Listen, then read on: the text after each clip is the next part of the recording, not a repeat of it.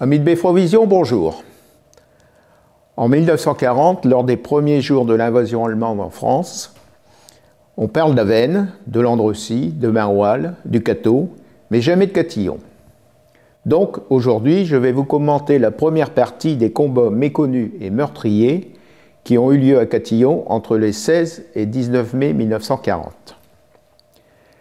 La seconde partie sera diffusée la semaine prochaine. Je vous rassure, je ne vais pas vous refaire la guerre 39-45, mais il faut quand même préciser quelques points importants qui vont lourdement peser sur le début du conflit et qui ne sont que les conséquences d'un processus enclenché suite au traité de Versailles en 1919. Avec la signature le 23 août 1939 du pacte de non-agression germano-soviétique, l'Allemagne, dans son projet d'invasion de la Pologne, est soulagée d'une éventuelle intervention de la Russie. Le 1er septembre 1939, c'est l'invasion de la Pologne. Et en application des accords passés avec ce pays, la France et la Grande-Bretagne déclarent la guerre à l'Allemagne. En France, le général Gamelin ordonne la préparation et la mise en œuvre de l'hypothèse Sarre, timide offensive du 7 au 21 septembre 1939, du 12 avril à début juin 1940. Les états-majors persuadés qu'une réédition du plan Schlieffen de 1914 établissent le plan Diehl-Breda, conçu en 1939 par le général Gamelin. Le 17 février 1940, malgré la réticence de son état-major, Hitler fixe son attaque sur la percée des Ardennes, suivant le plan Sichelschnitt, coup de faux, élaboré par le général von Manstein, qui est un expert de la guerre de mouvement. C'est également un adepte de la manœuvre rapide appuyée par des unités mécanisées. Il est à l'origine du développement de la Panzerwaffe et de la création des 3 premières Panzer-divisions au sein de la Wehrmacht. Ce plan préconise de porter l'offensive principale sur les Ardennes, en créant en même temps une attaque de diversion sur la Belgique et la Hollande, et ainsi de faciliter l'entrée en France par la trouée des Ardennes et de permettre aux divisions de Panzer de foncer vers le nord et la mer en encerclant les Alliés en Belgique. Les Allemands, qui ont une haute considération de l'armée française, ont minutieusement préparé leur offensive. Ils ont groupé et surentraîné leurs meilleures forces, qui sont équipées de matériel moderne et très performant. Ils ont acquis la maîtrise des traversées de voies d'eau, parfait la coordination des liaisons radio entre troupes au sol et soutien aérien. De plus, les troupes ont été motivées et endoctrinées. En France, les troupes sont plutôt inactives et désœuvrées. C'est la drôle de guerre. On coule des quantités prodigieuses de béton, on procède aux travaux agricoles, bref, on tue le temps. Peu de manœuvres, le matériel n'est pas au top, les exercices physiques sont laissés à l'initiative de l'encadrement et ressemblent plus à des matchs de foot interunités qu'à des simulacres de combat. Quelques mots sur les différences entre les fantassins français et allemands en 1940. Lors de la mobilisation en 1939, le fantassin français paraît tout droit sorti des tranchées de 14-18. À part la couleur de la tenue qui passe du bleu horizon au kaki, pratiquement rien n'a changé. Pourtant, ce pactage si mal commode a déjà été fortement critiqué au début du siècle. L'équipement est désuet, inadapté et lourd. Quant au fantassin allemand, c'est un excellent soldat, bien formé, entraîné et surtout endoctriné. Il est équipé d'un armement moderne, évolué, léger et fonctionnel. Sa tenue lui assure une mobilité parfaitement adaptée à l'exigence de la guerre de mouvement. Sur l'image, il est équipé d'un pactage d'assaut léger. Voilà pour la mise en bouche. Les combats de Catillon furent principalement menés par le 95e régiment d'infanterie motorisée et des bribes des régiments récupérés çà et là par le 95e. Créé en 1873 à Avourde, le 95e est implanté depuis 1875 à Bourges, dans le Cher. Il est principalement formé de berrichons, de quelques charentais et de tourangeaux. dont la grande majorité est issue du monde agricole. C'est un régiment bien entraîné, équipé et commandé par des officiers d'active. Il fait partie des meilleures unités françaises. Sa force tient dans sa rapidité d'action et dans sa puissance de feu. Il est allégé des moyens hippomobiles, remplacés par des engins automobiles. La faille, c'est que le 95e ne dispose pas suffisamment de véhicules de transport, de matériel et de troupes. Pour ses déplacements, il doit faire appel au train des équipages, qui n'est guère mieux équipé. En février 1939, le 95e passe à la 7e armée du général Giraud. C'est un régiment à 3 bataillons, 3045 hommes, 83 officiers et 343 sous-officiers. La 14e compagnie divisionnaire du 3e bataillon est équipée de matériel anti-char, équipée de canons de 25 mm tractés par des chenillettes. Le 31 août, le 95e traverse Bourges. Ce n'est pas la fleur au fusil. Les mines sont tristes, mais chacun part résolu à faire son devoir.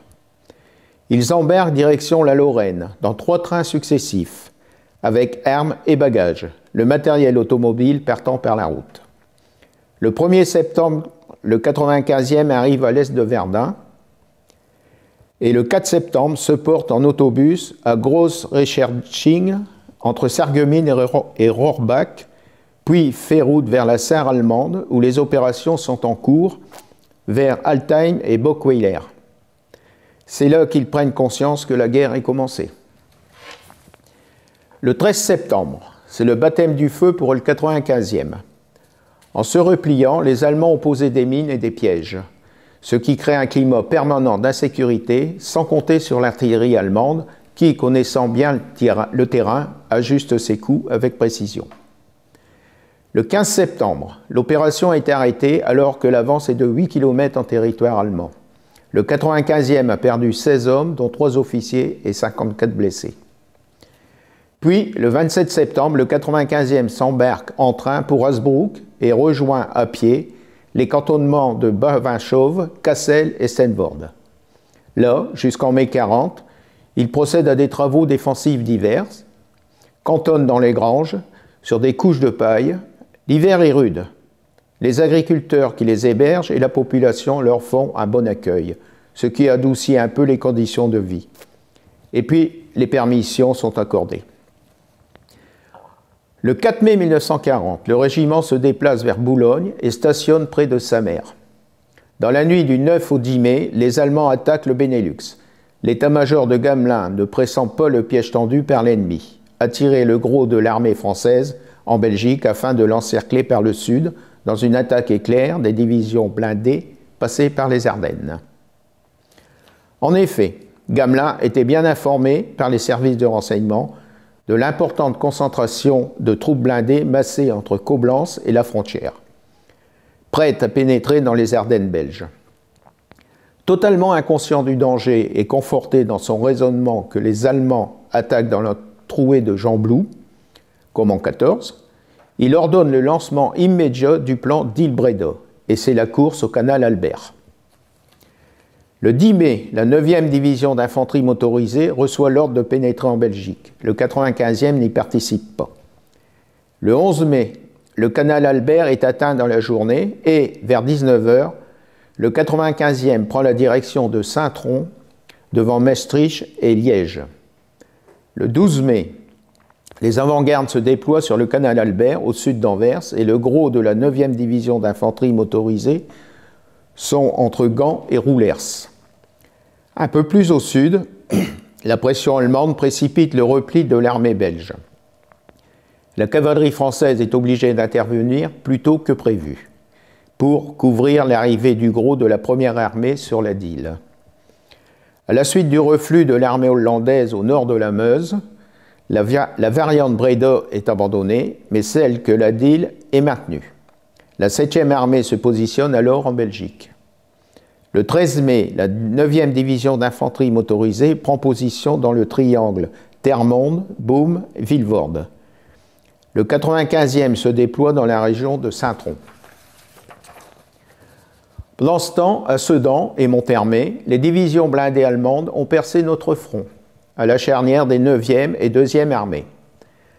La 7e armée, positionnée en Belgique, reçoit l'ordre de revenir le plus vite possible derrière le gros des forces françaises pour faire face aux divisions blindées allemandes qui entament leur coup de faux.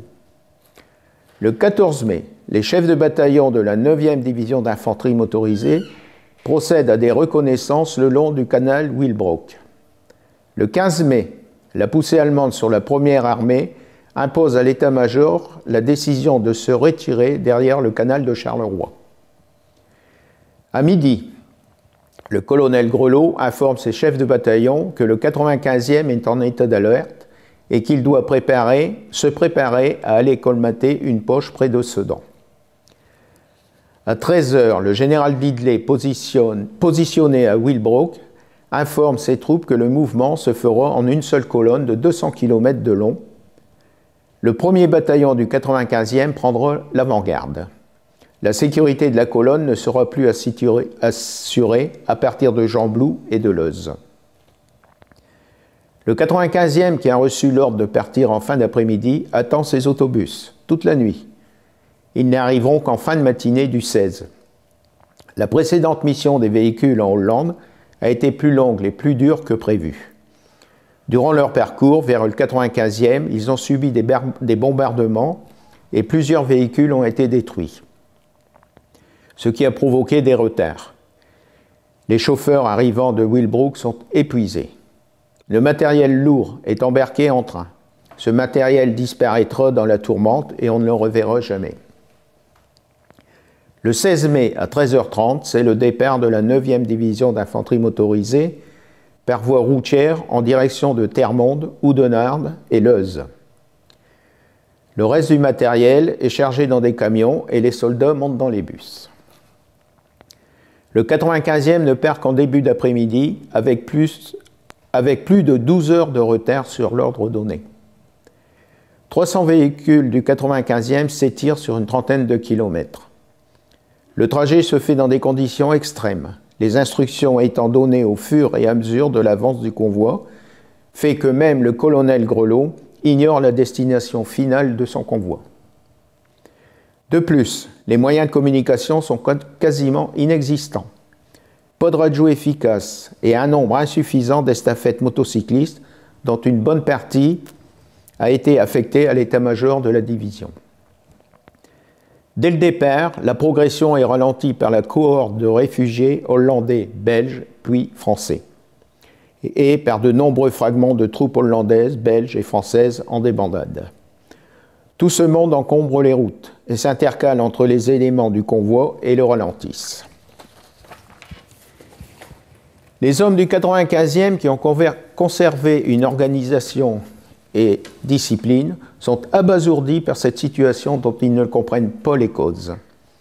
Le convoi est mitraillé et bombardé plusieurs fois sur son trajet. L'autocar de tête est détruit par une bombe à l'entrée de Leuze, ville qui est en flammes. Les embouteillages sont indescriptibles. De nombreux véhicules de toutes origines sont bloqués sur plusieurs files. L'autoritarisme du lieutenant Fauquet, dont je vous parlerai plus tard, fait un vigoureux ménage et la colonne arrive à passer. Avec une moyenne de 7 km/h, la colonne arrive à Valenciennes à 20 h. Dès lors, le colonel Grelot, craignant que ces véhicules ne se dispersent, réduit la distance à 50 mètres entre chaque véhicule et la colonne se resserre. Alors que ces avant-gardes sont en vue de Cambrai, le 9e d'infanterie reçoit l'ordre de se porter immédiatement sur la Sambre, entre Hirson et Guise. L'ordre est très imprécis qui lui est donné et de faire face et tenir face au sud. Cela démontre les hésitations des états-majors devant une situation qui évolue rapidement et qu'ils ne sont pas en mesure d'évaluer correctement. Dans la nuit du 16 au 17 mai, le 95e débarque dans la forêt du Nouvion. Et Rommel dans tout ça? Eh bien, Rommel, dans la nuit du 16 au 17 mai, prend la tête de la 7e Panzer Division et, seulement accompagné d'une avant-garde légère, quitte Avesnes-sur-Helpe et s'enfonce avec son véhicule de commandement de 30 km dans le dispositif français. Il traverse l'Andrecy en trombe et, faute de carburant, s'arrête devant le Cateau.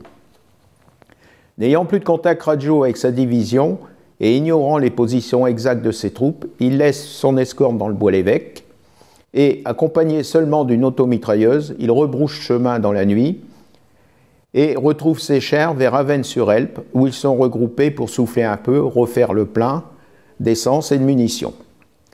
La marche reprend au petit matin et le choc avec la 9e division d'infanterie a lieu dans le Cambrésis. La situation de la 9e division d'infanterie motorisée n'est pas reluisante. Les bataillons, les compagnies arrivent dans un désordre indescriptible. Les regroupements se font sous la pression de l'ennemi, là où les circonstances les ont conduites. Le colonel Grelot doit prendre des décisions, mais le manque de précision de renseignements d'ordre supérieur ne lui permettent pas d'établir un ordre de bataille déterminé. De plus, les autobus, une importante partie du matériel, de l'armement lourd, des munitions, des mortiers, des canons anti-chars, des cuisines roulantes et des vivres ont été perdus dans la cohue et détruits. Dans la nuit du 16 au 17 mai 1940, le raid de la 7e Panzer sur Avesnes, Landrecies, Le Cateau permet aux blindés allemands de franchir en fin de nuit les ponts du canal de la Sambre à Catillon et à Orre. Ils sont présents dans toute la zone, ce qui va compliquer encore plus la manœuvre du 95e. Le 95e n'est plus une unité structurée. Il a perdu une grande partie de ses capacités de combat et est incapable de mener une action puissante et coordonnée. Des groupes d'hommes ou d'unités sont épars dans la région, au hasard des débarquements. Souvent isolés, ils sont livrés à eux-mêmes, avec un armement réduit et souvent sans réel commandement. Toutes les autres unités de la 9e division d'infanterie sont dans la même situation et combattront localement sous un commandement de circonstance, confié à un officier, voire un sous-officier, et selon les possibilités et des situations. Je ne m'étendrai pas sur les diverses situations et combats face aux blindés de Rommel, qui se sont déroulés dans une zone d'environ 20 km². Un sergent-chef de la 15e compagnie, qui était à Landrecies, déclare « Nous allons de l'avant. Revenons en arrière. Nous retournons à gauche, sur la route du Cateau. Avant de repasser le pont, nous apercevons un char allemand qui avance à faible allure. Tout de même, quelle affreuse déception. Hier, nous étions à 150 km de la frontière française et ce matin, nous nous trouvons à 50 km de la frontière belge. En France. Et les Allemands sont là. » Voilà pour la description des événements. Et maintenant, je m'en tiendrai uniquement au combat de Catillon. Le 17 mai, à 5 h du matin, le 1er bataillon du 95e, ou ce qu'il en reste, débarque à 5 km de Landrecies, au niveau du bois du Toyon, près de la Groise. Ils sont sous-armés, car il manque de nombreux véhicules. 3 sections de mitrailleuses, les mortiers de 81 mm et les canons de 25 mm, le tout ayant été dirigé en forêt du Nouvion. Ils sont récupérés par le 13e régiment d'infanterie avec qui ils combattront. Vers 16 h 30, une colonne d'artillerie du 30e régiment d'artillerie, qui est aux prises avec les blindés allemands, demande de l'aide. Le commandant Moine lui envoie du renfort et décide de rester sur place pour protéger la route de Landrecies. À 10 h 30, le décrochage s'effectue rapidement et dans l'ordre. Mais Rommel sait qu'à Catillon, un nœud de résistance subsiste, car sa division l'a laissé derrière elle pour ne pas retarder son avance sur Cambrai et Arras, où il arrive le 21 mai 1940. Il devient donc urgent de le faire sauter, ce qui lui pose le problème de retirer des éléments de ses unités qui seraient plus utiles à parfaire son avance. Par chance pour Rommel, arrive alors la SS Division Totenkopf, qui vient d'être attachée à la 7e Panzer. Et Rommel va lui faire le coup de l'invité, en l'engageant pour son premier combat à l'ouest, à l'attaque du village de Catillon. C'est donc dans ces conditions que le 95e est appelé à s'engager dans le combat du 17 mai au matin face à l'élite de l'armée allemande. Le bataillon du 95e, qui occupe Catillon, s'installe en position de défense avec toutes les unités éparses rassemblées autour du 95e. La première compagnie reçoit l'ordre de protéger Catillon, où se trouve déjà une section du 131e régiment d'infanterie disposée aux lisières sud et ouest et prend position face au Cateau. La deuxième compagnie, réduite à 28 hommes, rejoint également Catillon et se positionne à la lisière nord.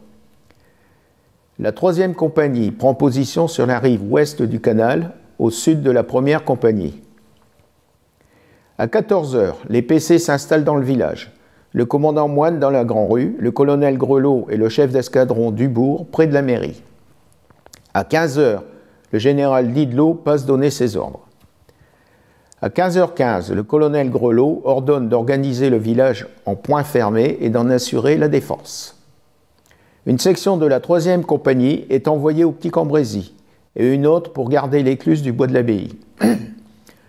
Le pont pivotant du canal n'est pas détruit, mais tourné, enchaîné et barricadé et gardé, car des éléments français doivent se présenter dans la nuit et le lendemain matin. Au fil des heures, viennent se mettre sous le commandement du 95e, le 2e bataillon du 28e régiment de tirailleurs tunisiens, avec un canon de 75 et un autre canon du 30e régiment d'artillerie, qui seront pointés vers le canal, à l'angle de la Grand-Rue et de la rue Adolphe-Leblond, et qui seront détruits le 18 par une bombe d'avion. La 5e compagnie du 1er bataillon du 84e régiment d'infanterie de forteresse, des éléments épars des 13e et 131e régiments d'infanterie, 4 canons de 75 du 30e régiment d'artillerie utilisés en tir anti-char, dont un rue de Mazinguien, pointé vers Mazinguien, et un sur la place, pointé en direction de Roger de Beaulieu. Le 18 mai, au petit matin, une attaque d'engins blindés sur Catillon est repoussée par des tirs précis et efficaces. Les pertes allemandes sont estimées à une dizaine d'hommes, dont un officier et plusieurs blindés hors de combat. L'ennemi n'insiste pas et porte son effort sur Or. L'aviation ennemie survole sans arrêt le village. À 9 h du matin, environ 300 tirailleurs tunisiens du 28e RTT arrivent épuisés. Faisant suite à 2 jours de combat, ils ont parcouru 45 km dans la nuit et ils n'ont pas mangé depuis 2 jours. Ils sont ravitaillés et se positionnent à la lisière nord du village. À 11 h, afin de recueillir des renseignements, un détachement de 20 hommes est détaché du bois de l'Abbaye pour se rendre en embuscade dans la forêt du Nouvion. L'objectif est atteint.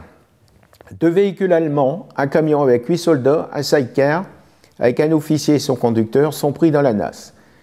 Des documents qui indiquent l'axe de pénétration de la 7e Panzer Division dans les jours à venir sont saisis. Le tout est immédiatement conduit au PC de la division. Vers 16 h, de plus en plus de véhicules allemands sont observés route de Basuel. L'aviation allemande bombarde la lisière nord et le centre de Catillon. Un char s'approche à l'est du village. Il est détruit par un canon de 75. À 20 h, une attaque sur la face ouest est déclenchée. Des fantassins allemands prenant en revers les défenseurs s'infiltrent dans le village. Des tireurs allemands abattent un tireur français juché dans le clocher et montent dans ce clocher d'où ils harcèlent les servants du canon anti-char. Les soldats visent alors le clocher et font cesser les tirs ennemis. Seule l'horloge portera la trace de ces tirs. L'attaque est finalement repoussée, mais l'aviation ennemie continue ses mitraillages et lâche des fusées de signalisation pour guider les tirs d'artillerie et les mouvements de troupes. La nuit est relativement calme, mais chacun est conscient que la situation est critique. Pas d'aviation française en vue.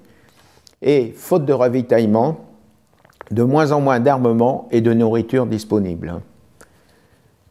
Le 19 mai, c'est la chute de Catillon. Jusqu'à 16 h, le village reste sous contrôle. Puis, vers 16h30, les chars allemands rentrent dans la bataille et l'artillerie bombarde les positions. À 16h30, c'est l'assaut. L'artillerie se déchaîne. Les chars attaquent puissamment. Le village est encerclé par 2 bataillons venant de Mazinguien et Basuel. L'infanterie du 1er régiment SS atteint les premières maisons et s'infiltre par les jardins. Un féroce combat commence alors rue par rue et maison par maison. Les soldats français sont anéantis par les lance-flammes et les jets de grenades à manche. Toutes les troupes disponibles participent au combat. Mais le feu se réduit petit à petit, faute de munitions et de combattants. Les chers ennemis progressent par échelons et font des ravages. Le rapport du capitaine Chassou du 28e régiment de tirailleurs tunisiens donne une idée de la violence des combats. L'infanterie allemande est décimée par le feu de nos armes automatiques. Ça pleudrue, l'allemand tombe, mais dans nos rangs, c'est aussi l'hécatombe. Les effectifs s'éclaircissent, tant par l'effet des balles et des mines que des obus de 105 et des bombes que déversent en piqué les avions allemands. La lutte devient vite inégale. Et malgré leur vaillance, fantassins et tirailleurs tunisiens sont submergés. À l'intérieur du village, la fusillade crépite, les coups de canon se succèdent et se répercutent toujours plus nombreux et plus proches. Notre résistance est désespérée, nous ne pouvons plus rien. À 18h, le colonel rédige un rapport du jour glorifiant les défenseurs. L'ennemi, armé de pistolets mitrailleurs et autres munitions, progresse à pied. Et à 18h30, arrive sur la place de l'église. La résistance est désespérée. Les SS ne sont plus qu'à 2 pas du PC. Le colonel Grelot ordonne de mettre le feu au drapeau devant les hommes présents au garde-à-vous. Les Allemands font irruption dans le PC et désarment brutalement les militaires. Le chef de bataillon Moine relate le premier contact entre troupes françaises et soldats allemands de la Waffen-SS. Nos assaillants ne sont plus qu'à 2 pas de nous, coiffés de casques à l'effigie de la tête de mort, chaussés de bottes d'où émerge un poignard, revêtus de blouses mouchetées noires, marron et vert qui les dissimulent si bien à nos regards, grenades à manche au ceinturon, pistolets mitrailleurs sous le bras ou revolver au poing. Ils se précipitent sur nous et, brutalement, nous arrachent armes, jumelles, équipements, masques, casques, musettes et bidons. Sur la place, les soldats sont séparés des officiers et le colonel Grelot, avec un sergent du régiment de tirailleurs tunisiens, sont emmenés au PC de Rommel. Le colonel Grelot en reviendra, mais Paul-sergent Raoul Richard, 29 ans, du 214e régiment d'artillerie lourde, qui aura très probablement été fusillé. Car les SS ne font pas de détails avec les blessés. J'en ai la preuve, avec le témoignage de Marcel Carpentier du Pomereuil, dont le père, Gabriel Carpentier, a échappé par miracle à l'élimination des blessés. Gabriel reçoit une balle dans le bras droit, une autre dans le haut de la cuisse droite, avant de tomber. Alors qu'il ne peut plus bouger, un SS tire à bout touchant sur son casque. La balle est déviée. Et, sous le choc, il perd connaissance. Secouru par les Allemands, il est transféré à l'hôpital d'Avesnes-sur-Helpe, d'où, une fois soigné, il s'échappera un peu à la façon 7e compagnie, puis il rejoindra le Pomereuil, où il restera non sans problème durant la durée du conflit. Quelques tirs continuent sporadiquement dans le village. Et vers 20h, le colonel Grelot fait sonner la fin des combats et, accompagné d'un officier allemand, parcourt le village pour confirmer l'arrêt des combats. Environ 400 hommes et 6 officiers réussissent à s'échapper. Certains seront repris et faits prisonniers. D'autres, en ordre dispersé, partiront en direction de Dunkerque et l'on connaît la suite. Pour la deuxième partie des combats de Catillon, je vous donne rendez-vous pour la semaine prochaine. Je vous relaterai les déclarations de Catillonnais restés sur place et vous présenterai les soldats tués à Catillon. Je vous souhaite de passer une bonne semaine et au revoir.